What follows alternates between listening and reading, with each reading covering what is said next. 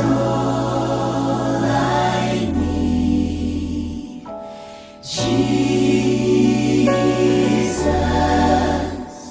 is all I need. I need no other friend. I need no other one. Jesus is all I need.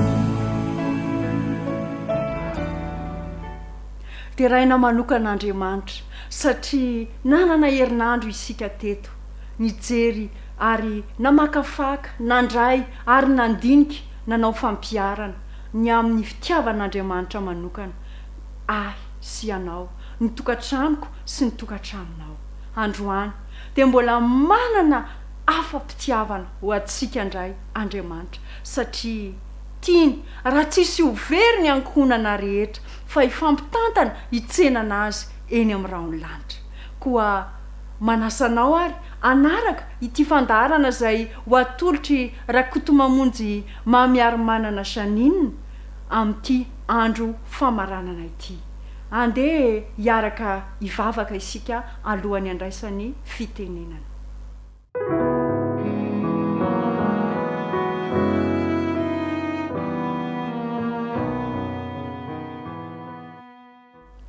Andriamanitra fitiavanao misaotra satria tsy tianao hisy overy izahay na dia ray ary tianao raha ho voavonjy avokoa ny membre ny tokantranonay tsirairay avy tianao raha ifampitantana dada sy neny sy zoko sy zandry hitsenanao ampandresena eny amin'ny raon'lanitra koa misaotra manokana noho ny amin'ny afatra izay omenao anay androany aokarany fanainao no hitoetra ao anatinay mba hahatonga izany afatra izany hitondra soa eo amin'ny tokantranonay ary andray fanapa-kevitra izahay ka hiroso amin'ny dingana tsaratsara kokoa hatrany amin'ny firaisana aminao ka izay rehetra fantatrao fa mahasoa dia tanterao araka ny ale-piasana amin'ny famindramponao satria tononona sy angatana amin'ny anaran'i Jesosy Kristy irery ihany izany vavaka izany. Amen.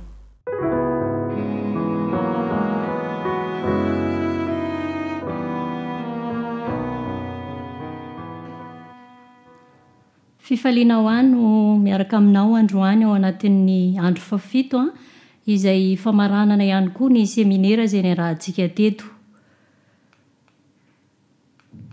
Ny lohevitra androany dia ny hoe reny sy ny ankohonana ho any an-danitra. Reny sy ny ankohonana ho any an-danitra. Andeha ho raisintsika avy hatrany ny tenin'Andriamanitra ao amin'ny ohabolana. Ohabolana toko 7:1 izay mivaky toy izao amin'ny anaran'i Jesosy hoe ny reny ny vehivavy endry na ny fahendren'ny vehivavy dia samy manao ny tranony fa ny adala kosa mandrava ny tranony amin'ny tanana. Raha izay tenin'Andriamanitra izay no ampifandraisintsika amin'ny lohateny hoe reny sy ny ankohonana ho any an-danitra io samy manao ny tranony. Inona reny mety ho hevitra izany Vehivavy endry dia inona fa ny vehivavy endry no afaka hitondra sy hiaraka amin'ny ankohonany any an-danitra ary misy andraikitra lehibe ao anatin'izany fiarahana amin'ny ankohonana makany an-danitra izany. Ny fanontaniana mipetraka dia manao hoe inona izany no andraikitra ara-panatakiana amin'ireny mba hahatonga ny ankohonany ho any an-danitra. Andeha ho jerentsika ireto fizarana anankiroa ireto amalina izany fanontaniana izany manao hoe reny miomana hiaona amin'Andriamanitra. Izay no fizarana voalohany ary ao amin'ny fizarana faharoa dia ho jerentsika ny hoe reny manomana ny ankohonany ho any an-danitra. Reny manahoana izany reny miomana ho any an-danitra izany.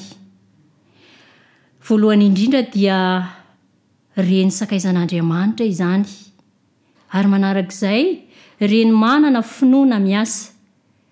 Ny fahatelo dia reny modely ara-panahy. Reny sakaizan'Andriamanitra. ny tenin'andriamanitra ao amin'ny oabolana toko 5:15 dia manao toy izao amin'ny anaran'i Jesosy: izao ny voaloboka ianareo ny sampany, fa raha misaraka amiko kosa ianareo dia tsy mahay manao na inona na inona. Ny sakaizan'andriamanitra dia mahay miresaka aminy, mahay milaza ny fiainany sy mahafantatra ny fiainany. Ary eto ny tenin'andriamanitra dia milaza fa voaloboka izy ary isika ny sampany. Tokony hatsapany ireny hoe ao amin'andriamanitra no ahafahana mamoa, ao amin'andriamanitra no ahafahana miaina sy mivelona, mba ahafahana mahita fahombiazana eo amin'ny fiainana. Ny ohatra ara-baiboly izay horaisintsika dia ny ao amin'ny Iana izany dia nametraka ho lohararin'Andriamanitra izy teo amin'ny fiainany. Fantatsika tsara ny fiainany Iana fa vehivavy momba izy, tsy niteraka, ary ny fiainany dia tsy mba voalaza ao anatin'ny baiboly ao hoe nanana namana nitarainana be na nanana fiainana niankina tamin'ny olombelona, fa nanao kosa lohalaharana an'Andriamanitra teo amin'izany fiainana izany. Niresaka tamin'Andriamanitra izany hoe tia hivavaka, ny vavaka izay tsinona fa fantatsika tsara fa ny firesahana amin'Andriamanitra tahaka ny amin'ny sakaiza tiana indrindra. Napetraka ny Iana ihany koa teo amin'Andriamanitra ny faniriany rehetra ny mba ananany zazalahy, ary dia nomen'Andriamanitra azy izany.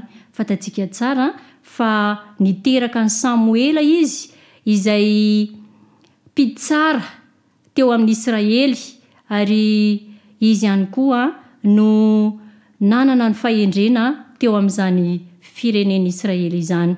Ny boky Asambarana teny Fianakany pejy 130 paragrafy 9 dia izao no voalaza: aoka anatona an' Jesosy ny reny mitondra izay mahaferevitra azy.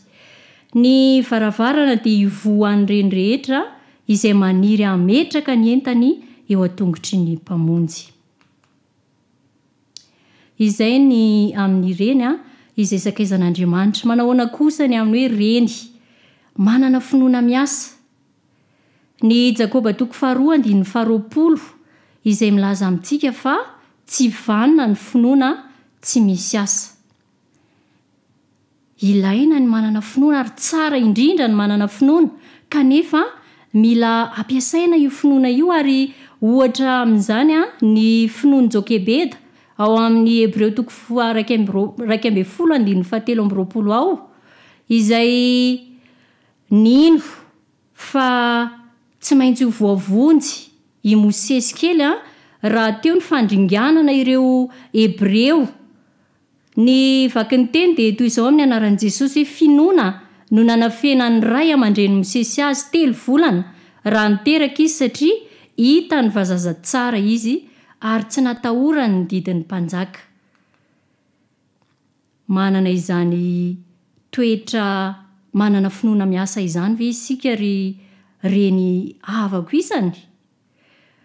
Mipetraka aminao ny fanontaniana, fa amaranantsika an'izay hoe reny izay miomana ho any an-danitra izay dia move reny modely ara-panahy isika ao an-tokantrano ao. Mamela faritra eo amin'ny sain'ny tanora ny zavatra rehetra, ary dinihiny tsara ny endrikao, manana ny asany aminy ny feonao, ary anarany akaiky dia akaiky ny fomba fihetsikaao.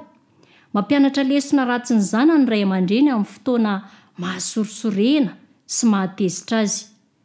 Tsy maintsy ho hitany ankizy eo amin'ny fiainany ray aman-dreny ilay toetra tsy miovaova, mifanaraka amin'ny finoany raha ara-dalàna ny fiainany ary mahafaly ny ankonany izy, dia ho afaka molavolan'ny toetry ny zanany. Ny tianambara amin'izany dia izao hoe ny zaza, ny tanora, ireo zanantsika ao an-tokantrano ireo dia mijery ny zavatra izay ataontsika reny malala. Aoka hipetraka sy hitoetra ho modely ny fiainantsika. Ny reniny Timoty no ohatra ho raisintsika amin'izany. dia eonika izany. I paoly manokana raha niaraka tamin'ny timoty dia ovakitsika fa toy izao no fahitany any timoty fa nisy na tsy arovako ny finoana tsy miatsara ivelatsy izay ao anatinao izay nitoetra taloha tao amin'ny loisa rembenao sy eonika reninao ary matoky aho fa ao anatinao koa izany. Hitantaratra teo amin'ny toetrany timoty ny modely izay nomeny eonika reniny ary dia taratra hitan'ny paoly teo amin'ny timoty izany. Ny timoty faharotoko fatelo andininy fadimy dia milaza fa hatry ny fony vaozaza ianao dia efa nahalala ny soratra masina izay nampahendry anao ho amin'ny famonjena amin'ny finoana izay ao amin'ny Kristy Jesosy. Fony fahazaza dia fantatry paoly ihany koa ny fitaizana izay efa nomeny ny reniny timoty any timoty izay namovo tsara ary nahitana ny toetra tsara izay nananany timoty. Izay ny momba ny reny izay sakaizan'Andriamanitra ary noko marina fa efa misintona lesona sahady isika ary reny malala isany ny amin'izay lesona izay. Manahoana kosa ary ny amin'ny hoe reny manomana ny ankohonany ho any an-danitra. Ny reny manomana ny ankohonany any an-danitra dia reny misionera, reny manangana alitara ao an-tokantrano ao ary reny tsy misaringotra amin'ny raharahany izao fiainana izao. Reny misionera, ny boky asambarana tefina kany dia milaza an'izao amintsika hoe ny reny no irak'Andriamanitra ahatonga ny fianakaviany ho kristianina. Tokony hanome ny ohatry ny tena fivavahana ara-baiboly izy ka ampiseho ny fomba fiasan'ilay hery miasa mangina avy ao amin'ny boky masina io, hanapaka eo amin'ny adidy sy ny fialam-boly fanao isan'andro. Tokony hampianatra ny zanany reny fa ny fahasoavana irery ihany amin'ny alalan'ny finoana no hamonjena azy ary fanomezana avy amin'Andriamanitra izany.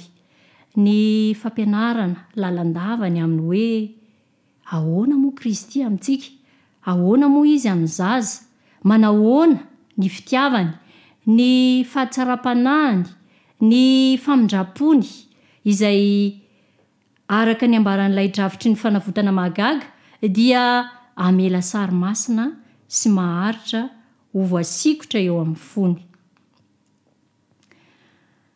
Fantatsika tsara raha ny ten'Andriamanitra manokana no jerena izay mamaritra ny hoe ahoana ny atao hoe vehivavy tsara ao amin'ny ohabolana faraka amin'ny 30 ao. Fa raha miverina amin'ny ohabolana faha 14 isika izany hoe ilay minanome antsika ny famaritana ny atao hoe fahendren'ny vehivavy izay samy manao ny tranony. Ny vehivavy endry dia mahalala ny tokony na ny tsy maintsy ataony hampandroso ny fiainany. Ara-panahy moa izany ny voalaza amin'ity androany ity satria ny reny sy ny ankohonany ho any an-danitra ny lohevitra izay iarahantsika eto. Ny reny izany dia tokony hamboly fifandraisana mahafinaritra ao an-tokantrano ao.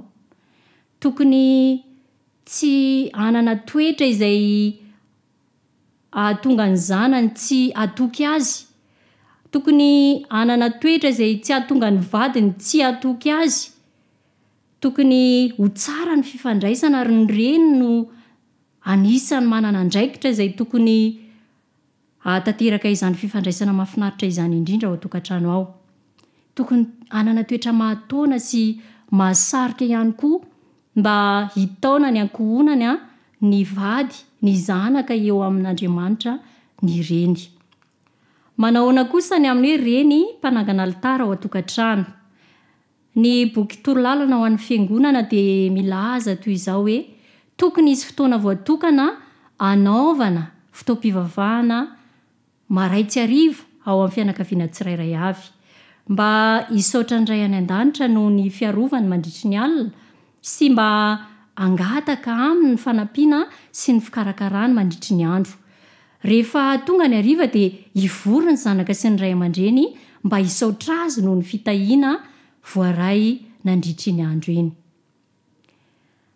Ary mandritra izay fotoam-pivavahana tao izay dia mbola tohizany hoe ny ray na ny reny raha tsy eo izy, zany hoe raha tsy eo ny ray dia izy ny tokony hopitarika ny fotoam-pivavahana ka hifantana toky sy andininy ao amin'ny soratra masina izay tokony afinaritra ny ankizy sy mora azo ny ankizy indrindra.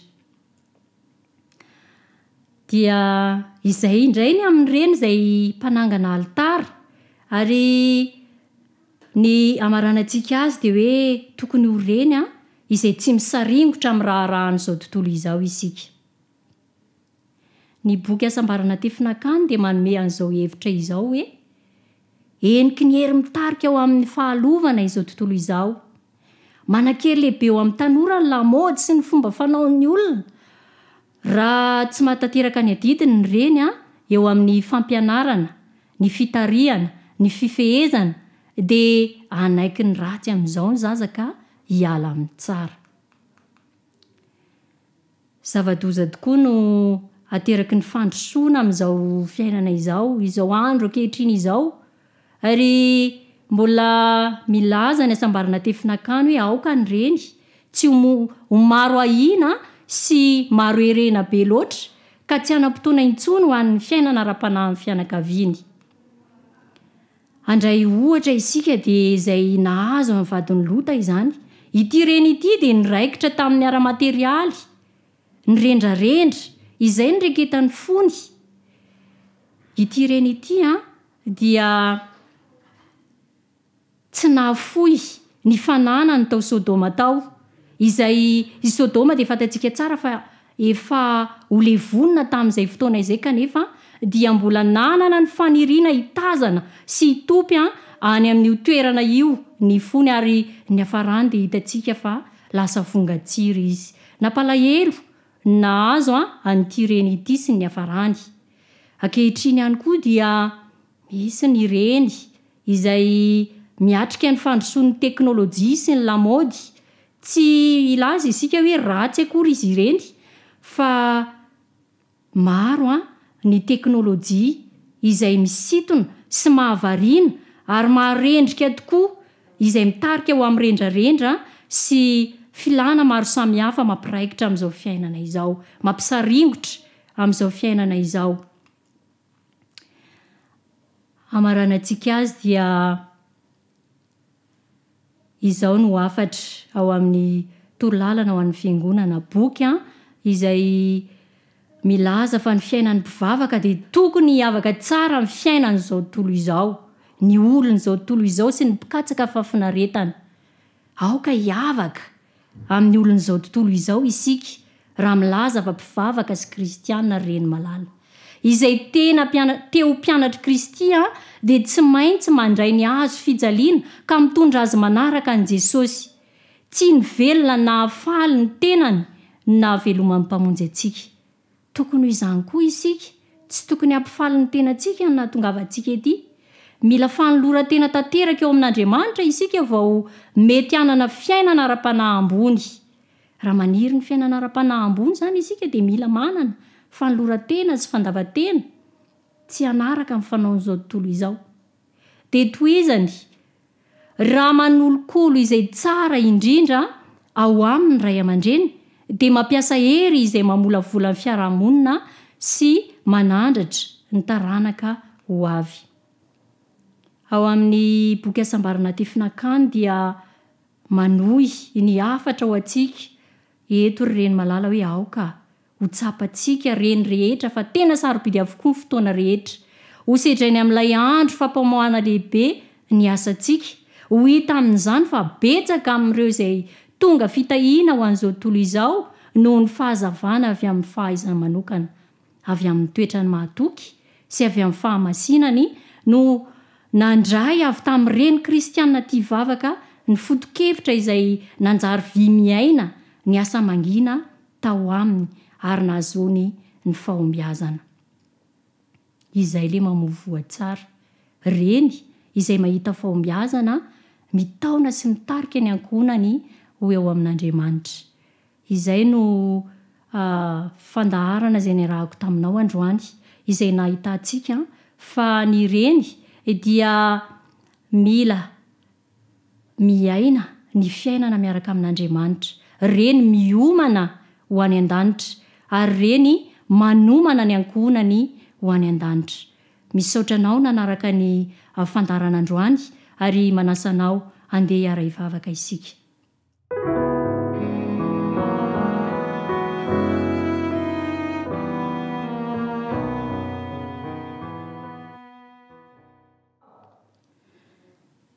Misaotranao izay Andriamanitra noho ny fitiavanao anay, nomenao ny fotoan'androany nahafahanay miaraka teto, nampahatsiahanay ny andraikitra ara-panahy izay tokony hananana ireny ao an-tokantrano ao.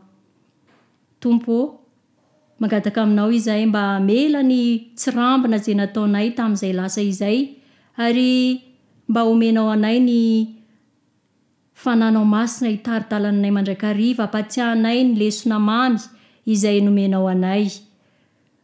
Tianay Tompo ny hiaraka amin'ny ankohonanay ho any an-danitra ary aoka mba hanampy anay ianao eo amin'ny andraikitra izay napetraka ao aminay ireny tsirairay avy. Dia mba ho afaka hamaly izahay raha tonga ny fanontaniana mipetraka aminay manao hoe ho aiza ianao roneny, dia hamaly izahay hoe ho any an-danitra aho, ho any an-danitra izahay, ho any an-danitra izahay sy ny ankohonanay, ankohonana reny sy ny ankohonana ho any an-danitra. Misaotra ray satria tonononay amin'ny anaran'i Jesosy izany vavaka izany. Amen.